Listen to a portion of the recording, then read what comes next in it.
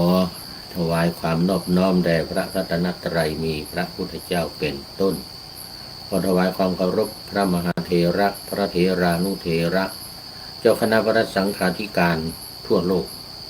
มีพระเดชพระคุณพระธรรมเสนาบดีเจ้าคณะภาค7วัดพระธาตุดอยสุเทพเป็นต้น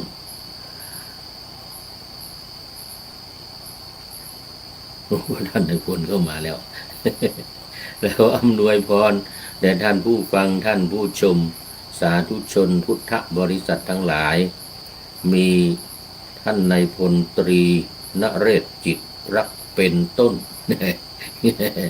วันนี้มีเป็นต้นแล้วกราบนมัสการครับผมนะอาทิกัลยาณธรรมโมพินโยบุญครับ อาทิกัลยาณธรรมโมมาแล้วตั้งแต่ไก่ไม่ทันโหสุริโยยังไม่จับขอบฟ้าปะหน้าธรรมาสยังไม่เสร็จ มาแล้วอาทิกัลยาณธรรมโมพินโยบุญนี่มีบุญอันยิ่งมีบุญอันยิ่งใหญ่เป็นผู้มีธรรมอันงามในเบื้องต้นได้แก่ศีลในแก่ศีลดูวันนี้ดูท่าทางจะมี FC เข้ามาเยอะอยู่ เพราะมันไม่ดึกเท่าไหร่ตอนนี้2 ทุ่มนะ2 ทุ่มกว่า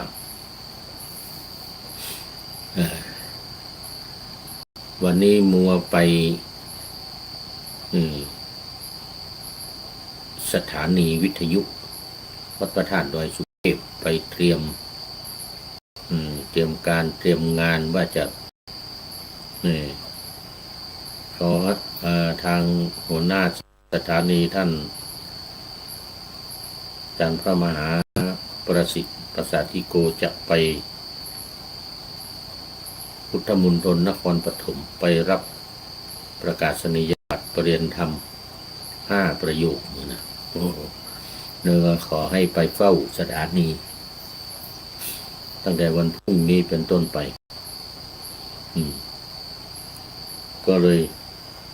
ไปฝึกงานวันนี้ไปดูงานแล้วก็ไปจัดรายการ1 รายการ รายการของภาคบ่ายวันนี้รายการนี่แหละนาวาวังทองเรานี่แหละนาวาวังทองเรานี่แหละไปจัดตอนบ่ายวันนี้บ่ายโมงออกสดทางสถานีวิทยุจัดออกสดแล้วก็บันทึกไว้ด้วยเพราะว่าที่วัดฝ่ายหินก็จะนำไปออกต่อเวลา14 นาฬิกา14 ถึง 15 นาฬิกาก็ถูกละวันนี้วันเสาร์แล้ววันอาทิตย์ก็15 ถึง 16 นาฬิกาวันพรุ่งนี้15 ถึง 16 นาฬิกาก็บันทึกไว้ล่วงหน้าหน่อยวันนี้บันทึกไว้ล่วงหน้าแต่วันพรุ่งนี้มันจะมีงานเยอะไปเฝ้าสถานีต้องไปตั้งแต่ตี 4:30ตอนเช้านี่นะก็อยู่ไปจนถึง5 ทุ่มวันที่16 17 18 19วันที่19มาละวันที่19หัวหน้าสถานีจะกลับมาละ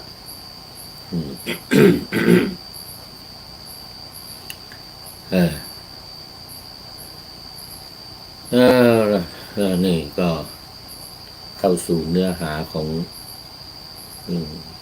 ธรรมะกันเลยวันนี้ยังอยู่ในหัวข้อเดิมคือหัวข้อที่ว่า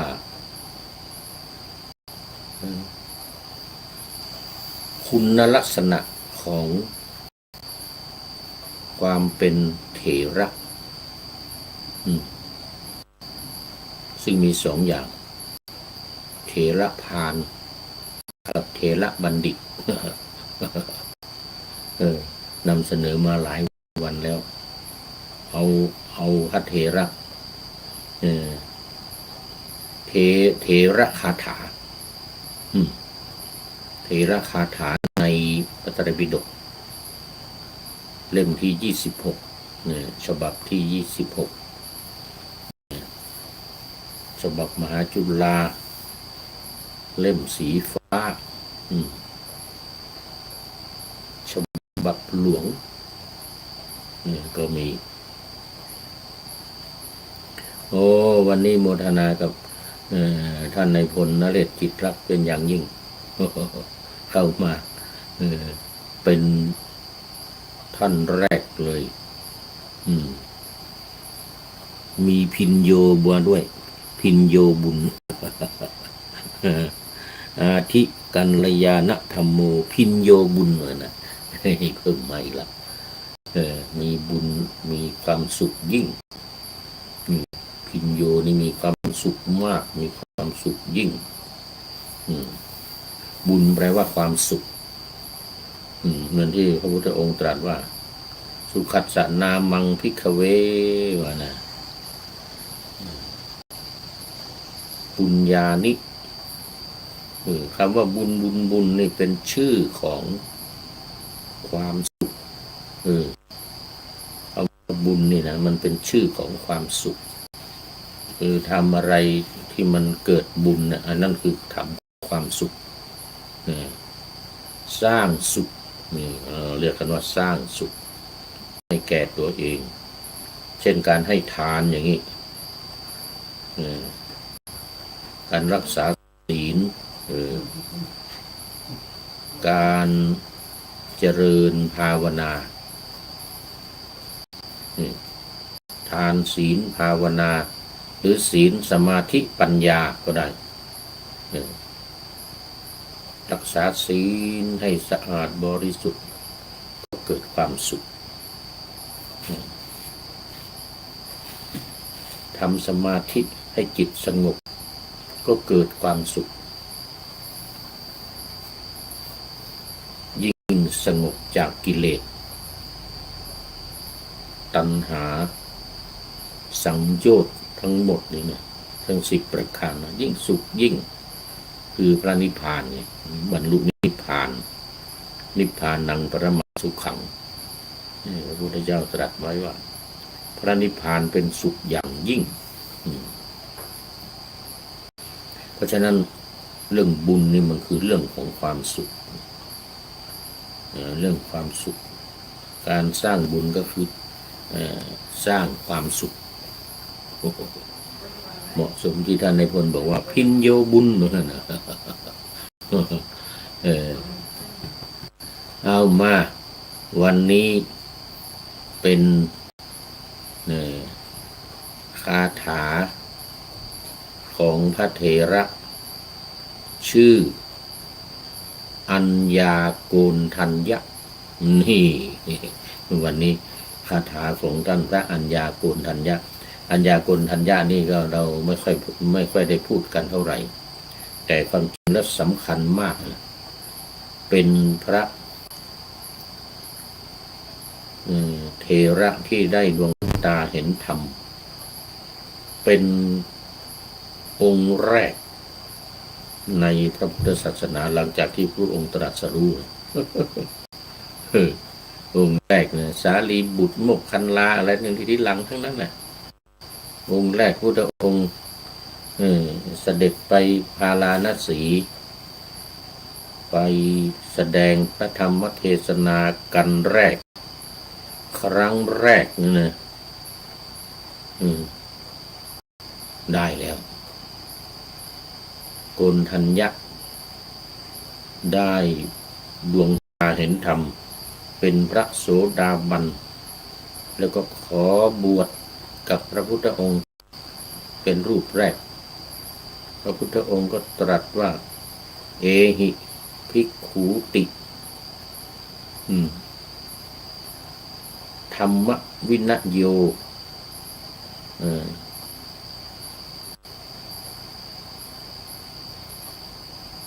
อะไรสวากขาโตอะไรเนี่ยลืมบาลีไปอะไรเนี่ย ลืมบาลีไปนะพระธรรมวินัยที่เราตรัสดีแล้วไงทำที่เราตรัสไว้ดีแล้ว เธอจงประพฤติเถิดอย่างนี้นะประพฤติพรหมจรรย์นะเธอจงมันใช้คำรวมว่าพระพรหมจริยังเธอจงประพฤติพรหมจรรย์เถิดพรหมจรรย์นี่คือหมายถึงพระธรรมวินัยเนี่ยที่พระพุทธองค์ตรัสไว้แสดงไว้ดีแล้วนี่นะนั้นท่านพระโมกขเดียวพระโกณทัญญายังไม่มีอัญญานะตอนที่ฟังธรรมแล้วได้บรรลุเป็นโสดาบันยังไม่ได้มีคำว่าอัญญาพอพระพุทธองค์ตรัสอุทานทรงพระพุทธองค์ทรงอุทานด้วยความเบิกบานใจว่างั้นนะ ว่าอัญญาสิวัตโพโกณทัญโยอัญญาสิวัตโพโกณทัญโยอย่างนี้นะ2 ครั้งดีใจมากเบิกบานใจเพราะว่าอัญญาพระโกณทัญญะได้รู้แล้วหนอ อัญญาสิวัตโพโกณทัญโยนะพระโกณทัญญะได้รู้แล้วหนอดีใจได้พระโสดาบันได้พระอริยบุคคลเป็นรูปแรกขอบวชพระองค์ก็ให้บวชเลยให้บวชเลยจงเป็นภิกษุมาเถิดเลยเอหิจงมาเหมือนกันนะภิกขุจงเป็นภิกษุ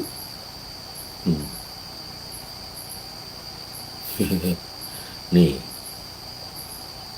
พระอัญญาโกณทัญญะเถระโกณทัญญะพระโกณทัญญะจึงได้ชื่ออัญญานำหน้ามาจากอัญญาสิแหละบางที่เขาก็ยังเขียนเต็มนะอัญญาสิโกณทัญโยแต่ว่าทั่วไปก็จะเป็นอัญญาโกณทัญญะไม่เอาสิสิมันเป็นไวยากรณ์แปลว่าแล้วสิแปลว่าแล้วอันนี้ว่าเวลามาเป็นชื่อเนี่ยก็ตัดคำว่าสิออกไปเป็นอัญญาโกณทัญญะตอนที่บวชตามพระพุทธเจ้า5 องค์ปัญจวัคคีย์5 องค์บวชตามนั้นยังไม่ได้เป็นภิกษุยังไม่ได้เป็นพระในพระพุทธศาสนาพอพระองค์ตรัสว่าเอหิภิกขุเอาละทีนี้เป็นภิกษุในพระพุทธศาสนาโดยรูปแรกองค์แรกรูปแรกอายุมากกว่าพระพุทธเจ้านะโกณทัญญะนี่นะอัญญาโกณทัญญะเนี่ยอายุมากกว่าพระพุทธเจ้า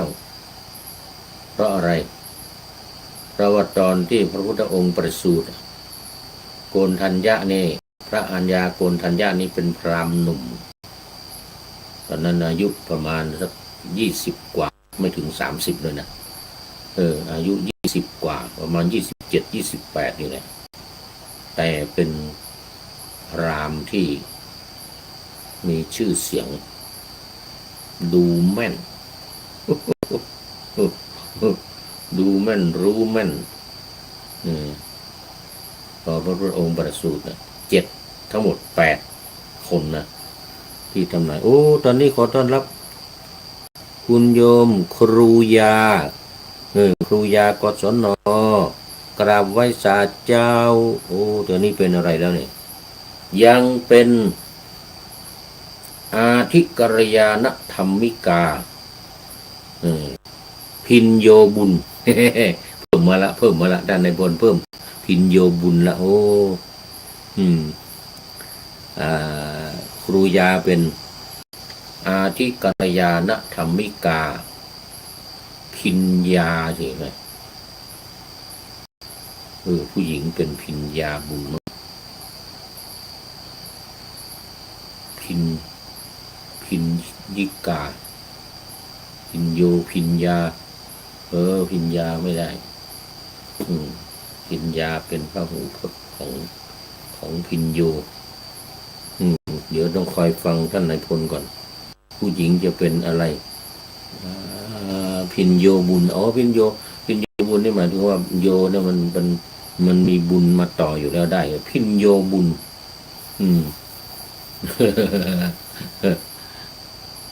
ตามมาด้วยท่านพระครูประหลัดณรงค์ฤทธิ์อุปลักขิโตทองแมนสาธุครับผมกราบสาธุครับมานะครูยาบอกว่ากราบไหว้สาเจ้าอันนี้กราบสาธุครับยังไม่หลับเมื่อวานบอกว่ากุฏิอยู่หลังอาคารมหาจุฬาคณะหนึ่งวัดมหาธาตุยุวราชหลังสลิดขอบคุณมากป่าอยู่ในระหว่างพรรษานี่คงไม่เดินทางไปไหนนะหรือไปก็กลับไปก็สัตตาหะไปกลับภายใน7 วันนี่นักเดินทางชีพจรลงเท้านักเดินทางเหมือนกับท่านอะไรที่จันทบุรีอาจารย์สุรศักดิ์พรหมศรีไปอยู่เรื่อยโน่นอีกองค์หนึ่งนครสวรรค์วัดน้ำทรงนครสวรรค์ลืมชื่อไปนี่นั่นก็เดินทางเรื่อยแหละเดินทางเรื่อยโมทนาขอบคุณมากครับท่านพระครูประหลัดณรงค์ฤทธิ์เนี่ยยังเป็นอาทิกัลยาณธรรมโมว่ายังเป็นเบื้องต้นอยู่ยังเป็นเบื้องต้นนะแล้วก็พินโยบุญด้วยเด้อพินโยบุญมีบุญมากท่านพระครูบอกว่ามีโครงการถวายความรู้คณะสงฆ์ที่จังหวัดเลยวันที่22 ถึง 23 สิงหาคมนี้ครับ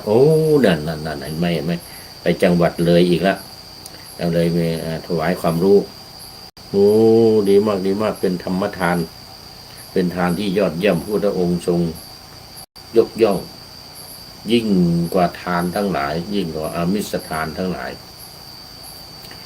เป็นธรรมทานอย่างพวกเรานี่ก็มีธรรมทานนี่แหละ ที่จะทำได้แต่ท่านพระครูประหลัดหาเงินเก่งสร้างสำนักปฏิบัติธรรมแต่นี่ไปอบรมโครงการถวายความรู้คณะสงฆ์เนี่ยสุดยอดเลยที่จังหวัดเลยวันที่22 ถึง 23 22 23ที่จะถึงนี้สาธุอนุโมทนาผมขออนุโมทนาเอาบุญด้วยพินโยบุญแล้วในบนบอกว่าพินโยบุญนะพินโยบุญครับท่านพระครูพินโยบุญละโมทนาขอบคุณมากเอานี่มาพระเถระอัญญาโกณทัญญะพระเถระรูปแรกพระเถระรูปแรกที่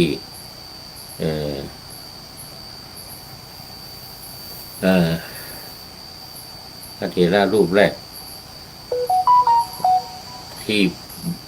เป็นอยู่ในเถระคาถาที่อยู่ในเถระคาถาเถระรูปแรกอันนี้ในรายการเรานำเสนอมา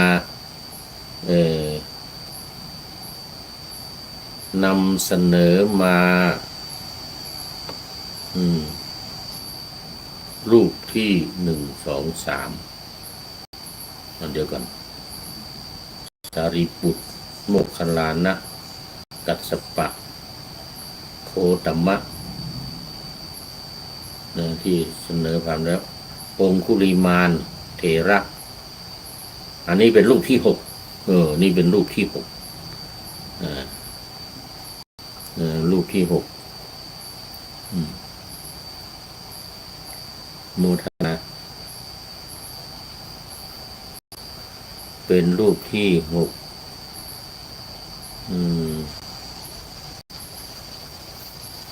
คืออัญญาโกณทัญญเถระนะพระพุทธองค์ก็ทรงยกย่องเป็นเอตทัคคะทางการถือธุดงควัตรมีการอยู่ป่าเป็นวัดอย่างเงี้ยนะมีการอยู่ป่าเป็นวัดองค์แห่งธุดงค์องค์หนึ่งพุทธองค์ทรงยกย่องว่าเป็นเอตทัคคะทางการถือองค์แห่งธุดงค์เป็นวัดนี่แล้วก็ท่านอัญญาโกณทัญญานี่ก็ตอนเมื่อกี้พูดถึงตอนถวายคำพยากรณ์แด่พระพุทธเจ้าตอนประสูติใหม่ๆนะตอนประสูติใหม่ๆ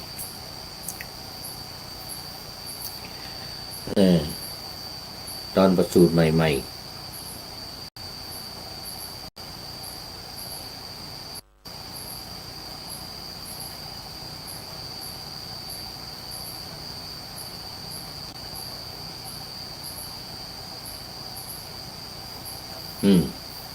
ตอนประสูติใหม่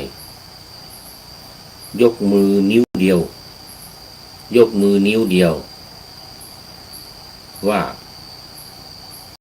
ออกบทแน่นอนนี่ อีก7 คนพราหมณ์อีก7 คนที่เข้ามาทำนายทายทักพระลักษณะของพระพุทธเจ้ายก2 นิ้วยกมือ2 นิ้วอย่างนี้นี่นะยกมือ2 นิ้วอย่างนี้นะถ้าอยู่ครองราชสมบัติจะเป็นพระเจ้าจักรพรรดิถ้าออกบวชก็จะเป็นศาสดาเอกของโลกนี่แต่ท่านอัญญาโกณทัญญาเนี่ย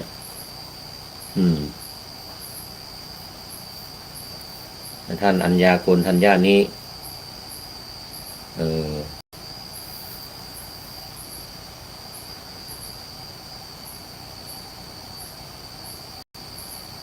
ยกนิ้วเดียวยกนิ้วเดียวเลย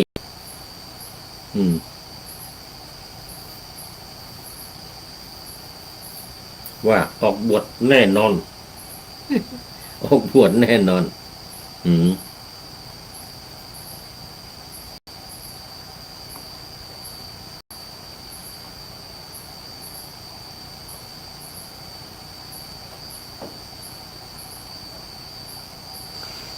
ว่าออกบวชแน่นอน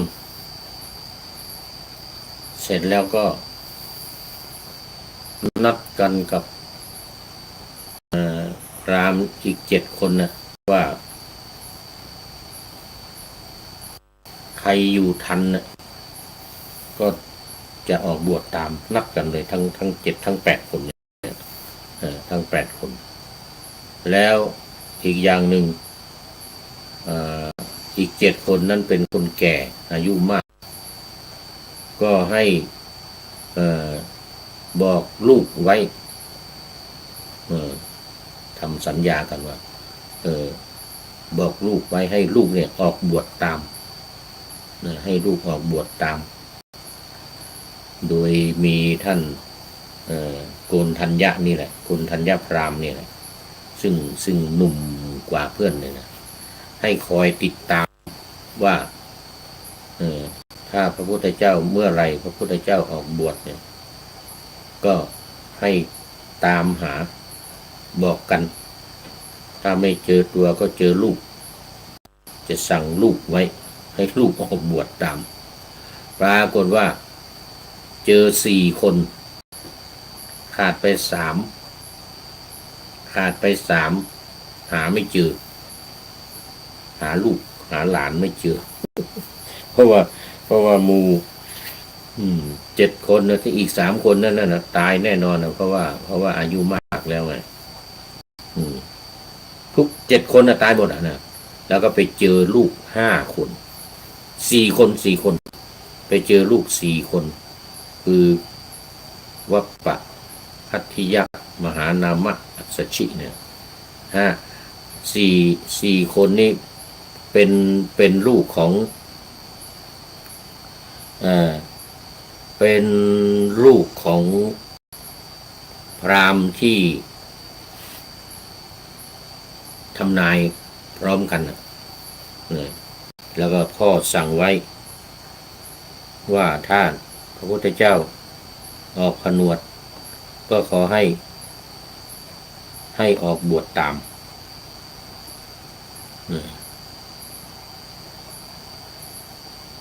ให้ออกบวชตาม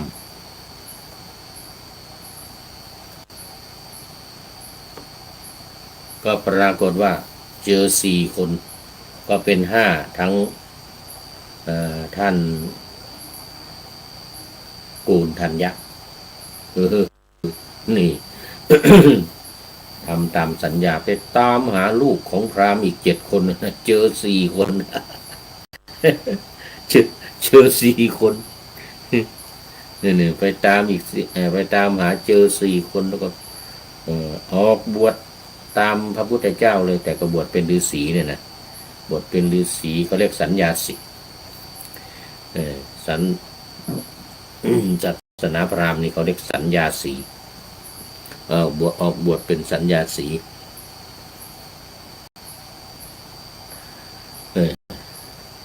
พอบวชแล้วก็ติดตามพระพุทธเจ้าตลอดอุปถัมภ์อุปถากช่วงที่พระพุทธเจ้าปฏิบัตินี่นะก็ไปพากันไปบิณฑบาตหาข้าวหาอาหารอะไรมาสัญญาสีของอินเดียแม้แต่ปัจจุบันนี้ก็เหมือนกันก็จะไปตามร้านค้าของตามในร้านตลาดทั้งหลายได้บางคนก็ให้อาหารส่วนใหญ่ให้เงินไปซื้ออาหารกินสัญญาสีในอินเดียปัจจุบันนี่นะนักบวชที่เหมือนพระพุทธเจ้าเหมือนกับทั้ง5 องค์ปัญจวัคคีย์เนี่ยนะพอพระพุทธเจ้าแสดงธรรมเสร็จครั้งแรกได้ดวงตาเห็นธรรมก็คือได้บรรลุเป็นพระโสดาบันวันที่2 แรม 1พระวัปปะได้ดวงตาเห็นธรรมก็ขอบวชวันที่3วัปปะพัทธิยะชื่อพัทธิยะได้ดวงตาเห็นธรรมอีกก็ขอบวชอีกพุทธองค์แสดงธรรมจักรอย่างเดียวนั่นแหละธรรมจักรนั่นแหละแสดงใหม่อีกวันที่4พัทธิยะมหานามะวันที่3มหานามะได้ดวงตาเห็นธรรมแล้วก็วันแรม4 ค่ำอัสสชิได้ดวงตาเห็นธรรมรวมแล้ว5 รูปได้ดวงตาเห็นธรรมหมดตั้งแต่วันพระ15 ค่ำนะ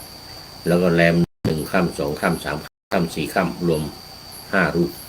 เป็นโสดาบันหมดขอบวชหมดพระองค์ตรัสเทหิภิกขุหมดเลยจงเป็นภิกษุมาเถิดวันแรม5 ค่ำพระพุทธองค์ก็จึงทรงแสดงอนัตต ลักขณสูตรเป็นครั้งแรกเหมือนกันแสดงอนัตตลักขณสูตรให้กับปัญจวัคคีย์ทั้งห้าฟังเรื่องความเป็นอนัตตาเนี่ยนะ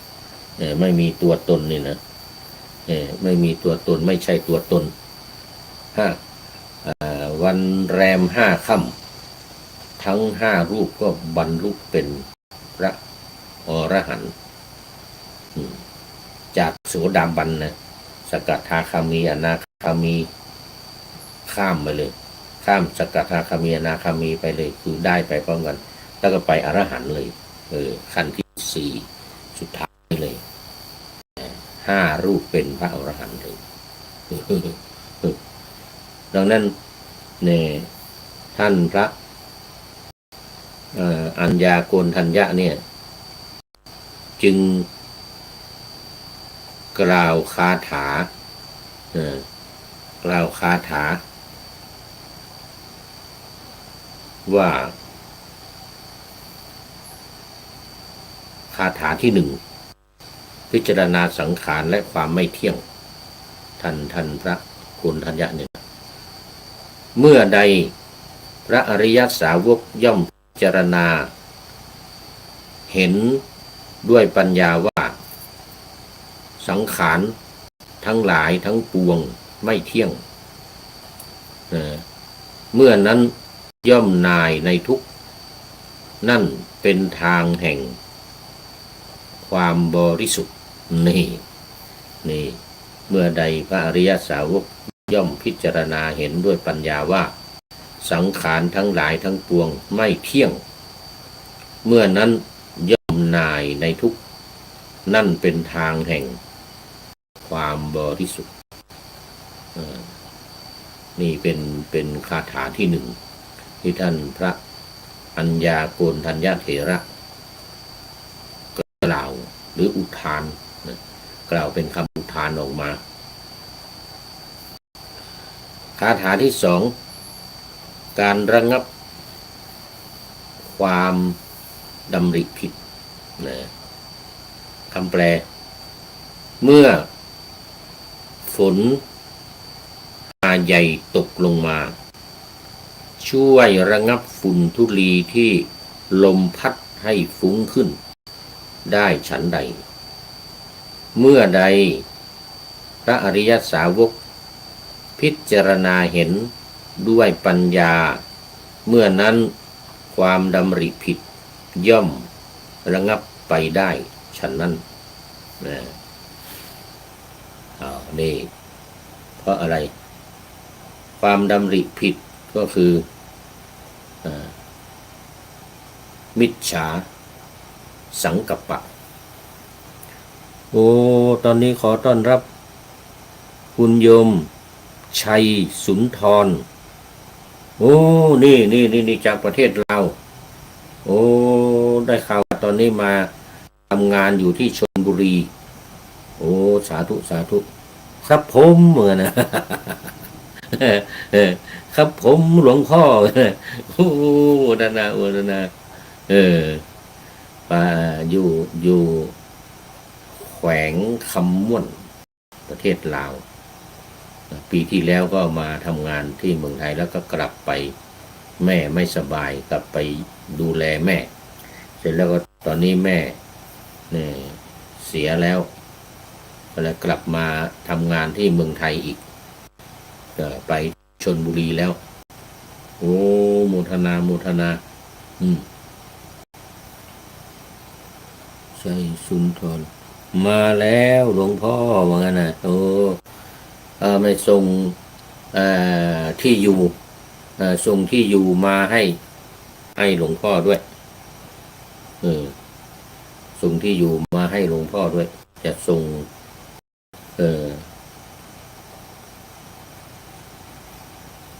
สิ่งของไปให้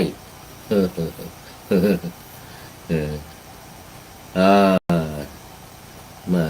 ส่งที่อยู่มาให้ด้วย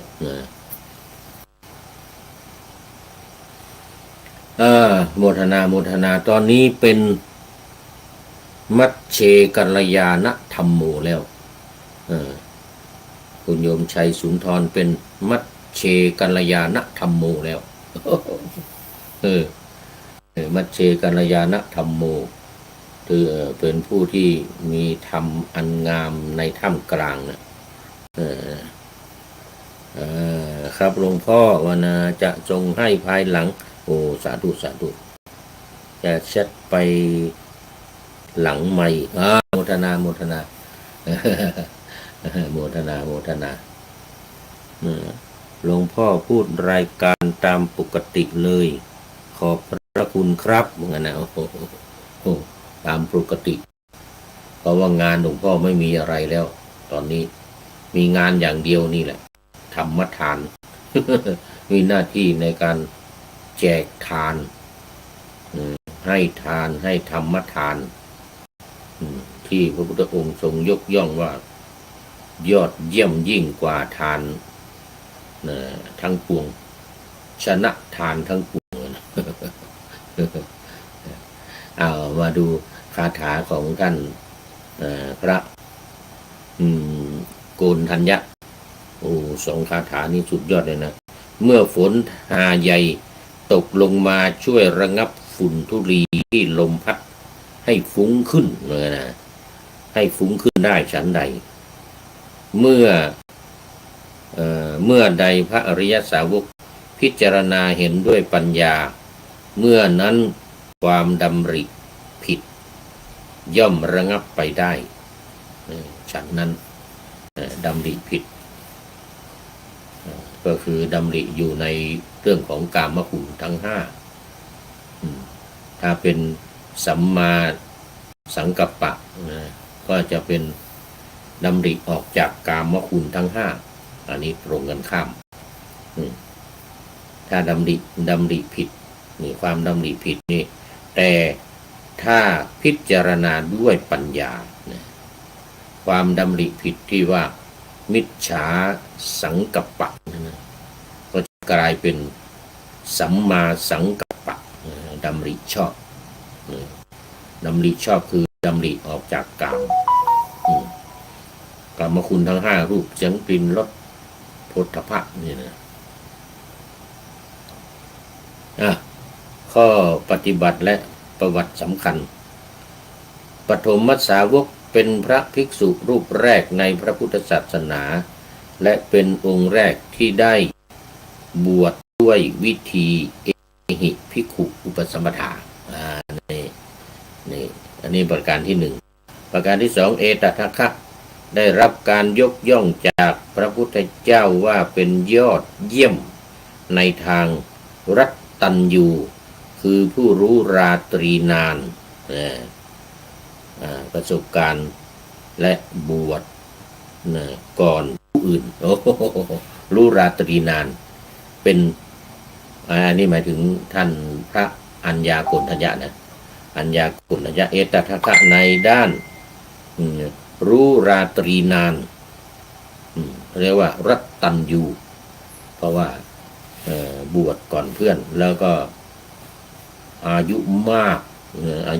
กว่าเพื่อนอายุมากกว่าพระเจ้าไปเกือบ30 ปีตอนที่พระพุทธเจ้าตรัสรู้นี่ก็คงจะเดี๋ยวก่อน30บวก35ตอนนี้คงจะประมาณ70-80เกือบ80แล้วนะเกือบ80แล้วแต่ว่าอายุยืนนะอายุถึง120หรือเปล่านะยังไม่แน่ใจรู้สึกว่าจะอายุถึง120โกณทัญญะอัญญาโกณทัญญะนี่นะแต่อายุมากกว่าพระพุทธเจ้าไปเกือบ30 ปีประมาณ28 ปีตอนนั้นตอนที่ พยากรณ์พระพุทธเจ้าตอนที่พยากรณ์พระพุทธเจ้าได้รับตอนนี้ก็เลยได้รับการยกย่องในเอตทัคคะทางด้านรัตตัญญูคือเป็นผู้รู้ราตรีนานหาก คุณเออโอ้สนใจพระไตรปิฎกกุณทัญญสูตรคราวนี้มาดูท่านพระวังคีศักดิ์ยกย่องพระอัญญาโกณทัญญะนี่นะอยู่ในโกณทัญญสูตรพระวังคีศักดิ์สรรเสริญพระอัญญาโกณทัญญะนี่เดี๋ยวหมดเวลาได้ยังโอ้ยยังในโกณทัญญสูตรนะโกณทัญญสูตรสคาทวัคสคาทวัคนี่สังยุตตนิกายเนี่ยนะสังยุตตนิกาย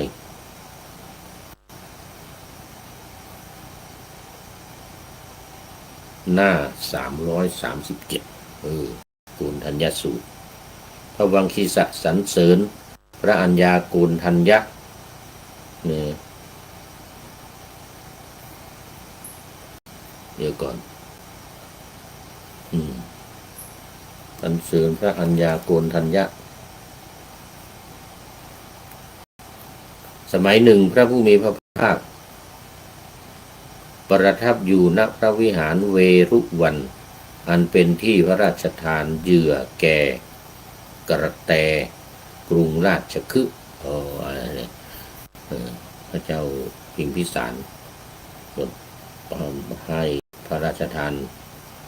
เหยื่อให้แก่กระแตเป็นประจำเพราะว่าลึกถึงคุณของกระแตกระแตไปแล้วพระเจ้าพิมพิสารนี้ทรงบรรทมอยู่ในนี่แหละในป่าในสวนเวรุวันนี่แหละในอุทยานพระราชอุทยานทีนี้งูมาจะฉกพระเจ้าพิมพิสารนี่นะกระแตนี่ก็มาเคาะมาที่หูนี่กระแตนี่นะมาที่หูมาเคาะที่หูเนี่ยนะดมที่หูพระราชาตื่นขึ้นงูก็หนีไปโอ้ได้เห็นอยู่เห็นอยู่เห็นงูจะฉกอยู่แล้วงูจะฉกอยู่แล้วกระต่ายนี่นะกระแตตัวน้อยนี่นะกระต่ายตัวใหญ่กระแตตัวน้อยขนาดนี้มาดมที่หูพระราชาโอ้เกือบโดนงูฉกรอดมาได้ก็รอดมาได้ก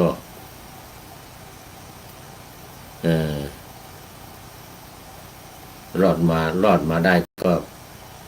ตั้งแต่นั้นมาพระราชอุทยานเวรุวันนะแต่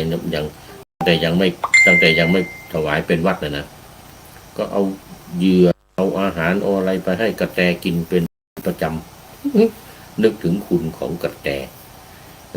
ที่มาดมที่หูเนี่ยทำให้พระราชาตื่นขึ้นเนี่ยงูก็หนีไปเลยยังเห็นอยู่โคโรไปเห็นหลังงูอยู่แต่ว่างูรู้ว่าคนตื่นแล้วก็เลยหนีไปเนี่ยครั้งนั้นแลท่านพระอัญญาโกณทัญญะได้เข้าไปเฝ้าพระผู้มีพระภาคถึงที่ประทับต่อการนานนักทีเดียวครั้นแล้วได้หมอบลงแทบพระบาททั้งสองของพระผู้มีพระภาคเจ้าด้วยเสียงกล้าวจูบพระบาททั้งสองของพระผู้มีพระภาคเจ้าด้วยปากอย่างนั้นเลยนวดพื้นด้วยพื้นเท้าของพระพุทธเจ้านะด้วยมือทั้งสองและประกาศชื่อว่าข้าแต่พระผู้มีพระภาคเจ้าข้าพระเจ้าชื่อว่าโกณทัญญะข้าแต่พระสุคตข้าพระองค์ชื่อว่าโกณทัญญะดังนี้เข้าไปเฝ้าพระพุทธเจ้าแล้วก็กราบพระบาทของพระพุทธเจ้าแล้วก็จูบเอาปากจูบพระบาทของพระพุทธเจ้าด้วยแล้วก็ประกาศขึ้นดังๆว่าข้าพเจ้าเนี่ยชื่อโกณทัญญะเนี่ยนะครั้งนั้นแลท่านพระวังคีศักดิ์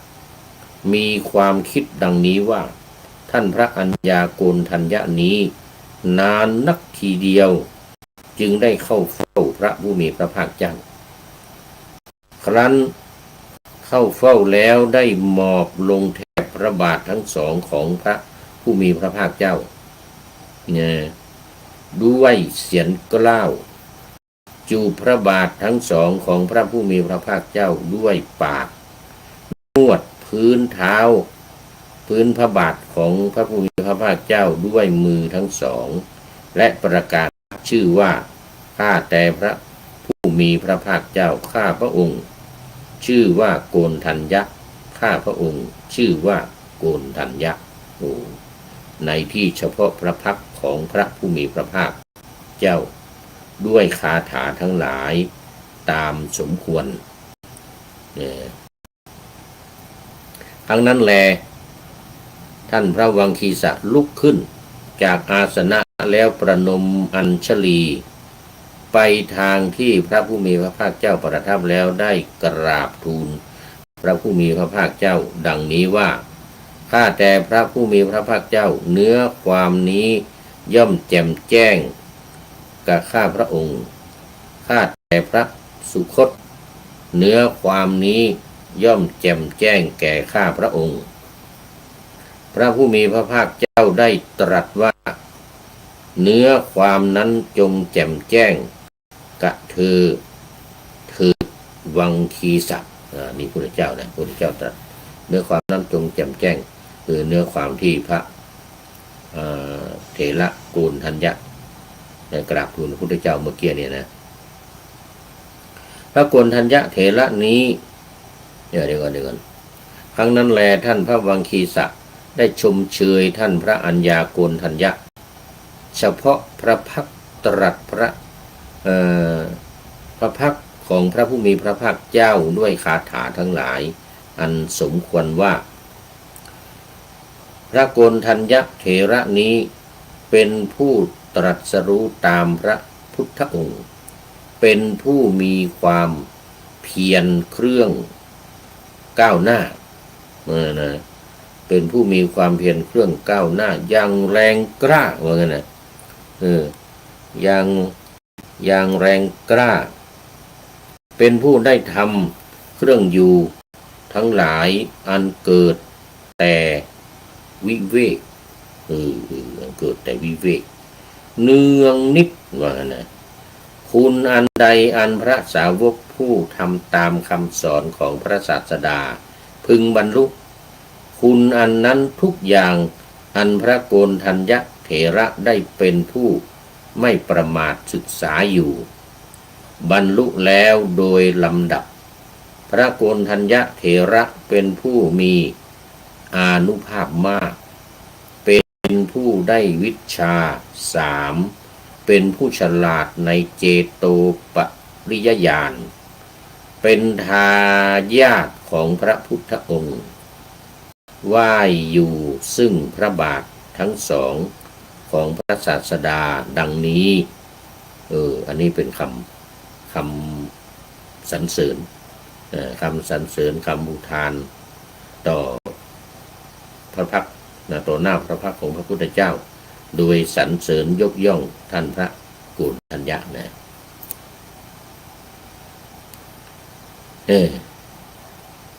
คราวนี้มีอรรถกถาเราดูเวลาจะไม่ทันอรรถกถาสูตรโกณฑัญญะนี่นะอรรถกถายาวอยู่บทว่าอัญญาโกณฑัญโยได้แก่พระเถระที่ได้ชื่ออย่างนั้นเพราะรู้ทั่วถึงธรรมก่อนเขาบทว่าสุจิรัตเสวะได้แก่ต่อการละนานเท่าไรตลอดการประมาณ12 ปีนี้ถามว่าอยู่ในที่ไหนตอบว่าอยู่ในสถานที่อยู่แห่งพระปัจเจกพุทธเจ้าทั้งหลายใกล้สะมันทากินีปุกรณี ในถิ่นข้างตระกูลช้างตระกูลฉัตรทันตะ ช้างตระกูลฉัตรทันตะเพราะเหตุไรเพราะเคารพในวิหารก็ท่านเป็นพระมหาสาวกผู้มีบุญพระคุณของท่านแผ่ไปในภายในเทวดาและมนุษย์ทั้งหลายในหมื่นจักรวาลเหมือนพระคุณของพระผู้มีพระภาคเจ้าเทวดาและมนุษย์ทั้งหลายไปยังสำนักของพระตถาคตกระทำการบูชาด้วยของหอมและดอกไม้เป็นต้นฉันใดคิดว่าท่านเป็นพระสาวกผู้แทงตลอดธรรมอันเลิศแล้วเข้าไปบูชาพระเถระถัดไปคือคนทั้งหลายเข้ามาเนี่ยบูชาพระพุทธเจ้าแล้วองค์ที่ถัดไปองค์แรกเนี่ยนะจะต้องเป็นพระอะไรเมื่อกี้เนี่ยโกณทัญญะพระอัญญาโกณทัญญะนี่ท่านเป็นพระสาวกผู้แทงตลอดจริงอยู่ธรรมดาผู้ที่มาสู่สำนักท่านอันท่านต้องทำธรรมกถาหรือปฏิสันฐานเห็นปานนี้ก็พระเถระเป็นผู้หนักในวิหารด้วยเหตุนั้นธรรมนั้นย่อมของท่านจึงปรากฏเป็นประหนึ่งเนิ่นช้าเพราะท่านเป็นผู้เคารพในวิหารดังว่ามานี้แลท่านจึงไปอยู่ท่านจึงไปอยู่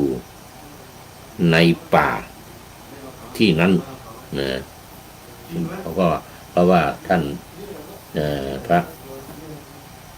อัญญาโกณทัญญะนี่ก็คือตอนแรกที่พุทธองค์ตรัสรู้ใหม่ๆแสดงธรรมจำนวนพระ60 รูปที่ไปจำนวน60 รูปที่ส่งไปประกาศศาสนาที่ให้ไปคนละทางไปคนละทางคนละทิศคนละทางตอนนี้พุทธองค์ประทับอยู่ที่เวฬุวัน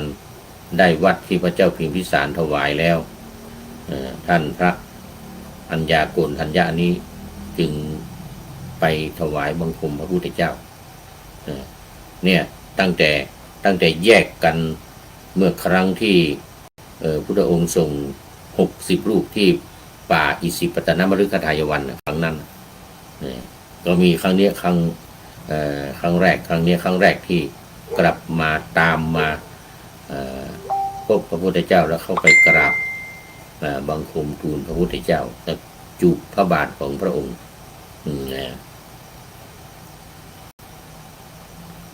อีกเหตุหนึ่งก่อนอื่นในเวลาพิขาจารพระสาวกทั้งปวงย่อมไปตามลำดับพรรษาก็ในเวลาแสดงธรรมเมื่อพระศาสดาประทับนั่งบนพุทธอาฏที่เขาตกแต่งไว้ตรงกลางพระธรรมเสนาบดีนั่งณข้างพระหัตถ์เบื้องขวาก็คือพระสารีบุตรนะพระโมคคัลลานะนั่งณข้างพระหัตถ์เบื้องซ้ายส่วนเบื้องหลังแห่งพระสาวกทั้งสองนั้นเขาปูอาสนะไว้สำหรับพระอัญญาโกณทัญญะโอ้โหอย่างนี้เลยอัญญาโกณทัญญะเราภิกษุที่เหลือนั่งแวดล้อมท่านพระอัครสาวกทั้งสองมีความเคารพในพระเถระ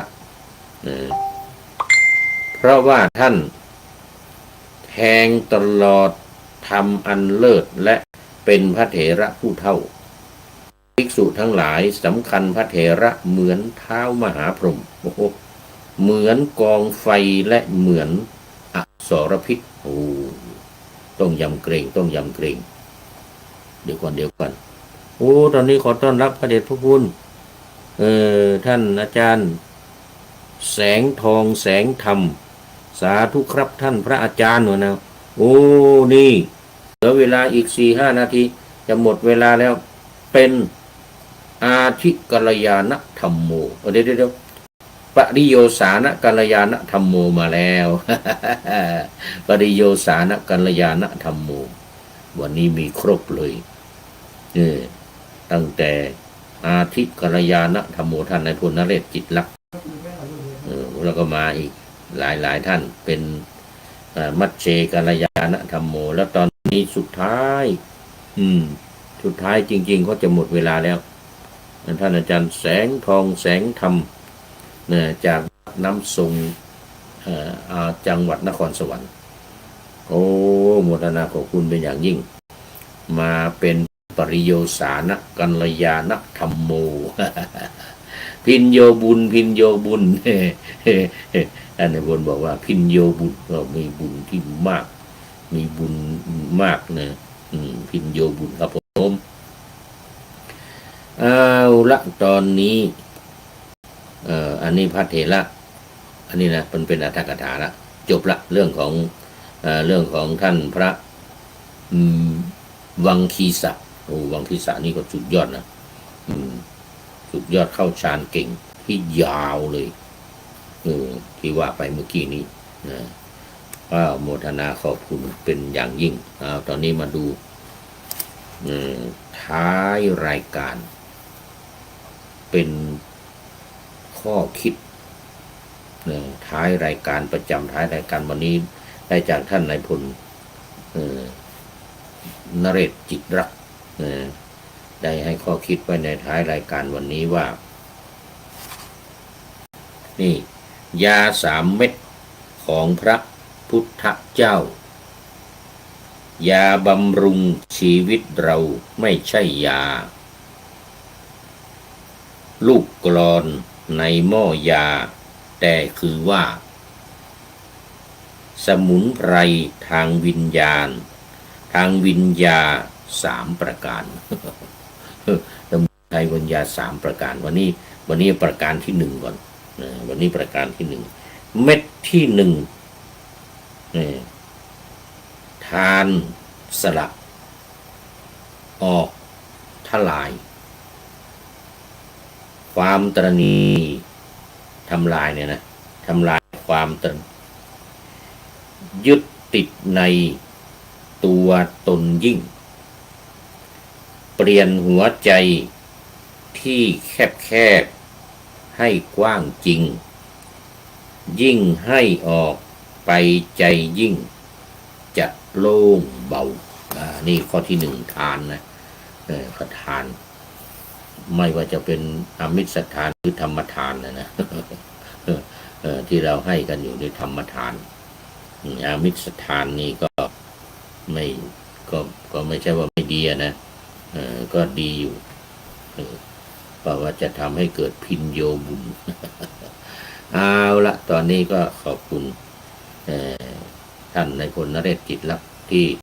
ให้ข้อคิดไว้ในเรื่องของยา3 เม็ดเม็ดที่1คือทานเม็ดที่2คือศีลเม็ดที่3คือปัญญาเอาไว้ฟังในวันต่อไปเม็ดที่2กับเม็ดที่3วันนี้เอา1 เม็ดก่อนคือทานให้ทานเอา